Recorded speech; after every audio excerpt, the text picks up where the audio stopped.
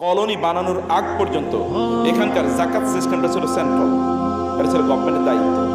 রাষ্ট্র যারা পরিচালনা করত তাদের দায়িত্ব ছিল জাকাত কালেক্ট করা, because it is there responsibility. এবং কোরআনে আল্লাহ সুবহানাহু ওয়া তাআলা জাকাতের আলোচনায় দুটো বিষয় আল্লাহ তাআলা বলেছেন বিস্তারিতভাবে। একটা হচ্ছে জাকাত এটা একটা সেন্ট্রাল ম্যানেজমেন্টের ইস্যু, এটা কোনো ইন্ডিভিজুয়াল ইস্যু না যে আপনার জাকাত আপনি আপনার মতো করে আপনি ক্যালকুলেট করবেন এবং আপনার মতো করে আপনি পে করবেন না। এটা স্টেট রেসপন্সিবিলিটি, রাষ্ট্রের এটা দায়িত্ব। রাষ্ট্র লোক নিয়োগ করবে, যেমনিভাবে রাসূলুল্লাহ সাল্লাল্লাহু আলাইহি ওয়াসাল্লাম প্রত্যেকটা জনপদের জন্য, এলাকার জন্য, গ্রামের জন্য এবং পরবর্তীতে সাহাবায়ে কেরাম রাদিয়াল্লাহু তাআলা আনহুম তারও গ্রামের জন্য তারা যেমনিভাবে তারা আমেল নিযুক্ত করেছিলেন, আমেলরা তারা জাকাত কালেক্ট করতো এবং তারা সেন্ট্রালি এসে পাবলিক ট্রেজার অথবা যদি তারা বাইতুল মাল বলে সেখানে তারা এগুলোকে ডিপোজিট করতো, এরপরে এগুলোকে প্রদান করা হতো।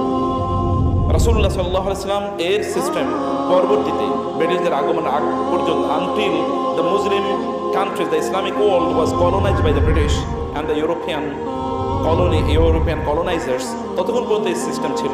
তারা এসে আমাদের ফাইন্যান্সিয়াল সিস্টেমটাকে তারা ধ্বংস করে দেয়। আমরা সেটাকে সেন্টার ফর জাকাত ম্যানেজমেন্ট এই স্পিরিটটাকে রিভাইভ করতে চাচ্ছে যে এটাও সেন্ট্রালি কালেক্ট হবে। এখন সেন্টার ফর জাকাত ম্যানেজমেন্ট কালেক্ট না করলে মোবিলাইজ করছে।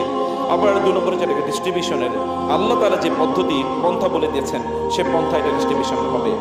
যেমন আমরা আগে দেখতাম শাড়ি, লুঙ্গি ইত্যাদির মাধ্যমে অথবা ডাল, চাল ইত্যাদির মাধ্যমে জাকাত দেওয়া হতো, কিন্তু এখন সেন্টার ফর জাকাত ম্যানেজমেন্ট দেখাচ্ছে না জাকাতের মূল উদ্দেশ্য দারিদ্র দূরীকরণ। দারিদ্র দূরীকরণের জন্য এই কাজটি করবে। যেমনিভাবে 2 ওমরের যুগে দারিদ্র বলতে কোনো কিছু ছিল না। 2 ওমরের যুগে ইয়েমেন থেকে প্রচুর পরিমাণ জাকাতের টাকা যখন মদিনায় আসলো, ওমর রাদিয়াল্লাহু তাআলা ক্ষিপ্ত হয়ে গেলেন মুআয ইবনে জাবালের উপর। এগুলো কেন এখানে?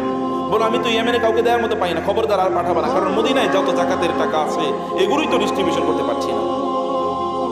এবং এরপরে দেখা গেল যে ইয়েমেন থেকে তিনি জাকাতের প্রচুর পরিমাণ অর্থ নিয়ে আসলেন এবং বললেন ইয়া আমিরাল মুমিনিন, ইয়েমেনে তো জাকাত নেওয়ার কেউ নাই, তো আমি করবো কি? এবং আবার ওমর ইবনে আব্দুল আজিজের সময় একই ঘটনা ঘটেছে। জাকাত নেয়ার মতো কোনো লোক ছিল না, কারণ জাকাতকে এত প্রপারলি সমাজে ইমপ্লিমেন্ট করা হয়েছে।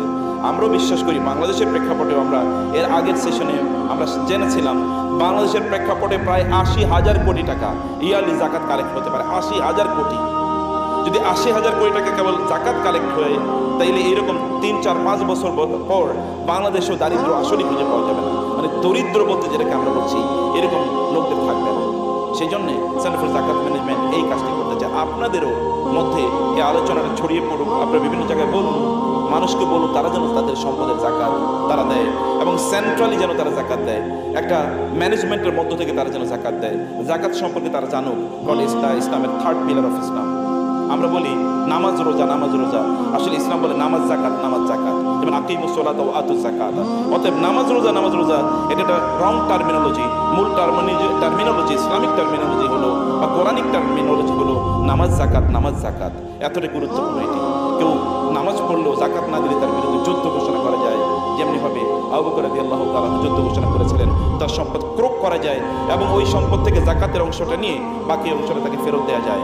এটা একটি ইসলামিক স্টেট অথবা কোনো গভর্নমেন্ট যদি চায়, মুসলিম গভর্নমেন্ট, তাহলে তারা এটা করতে পারে। They have been given this authority by Allah সুবহানাহু ওয়া তাআলা।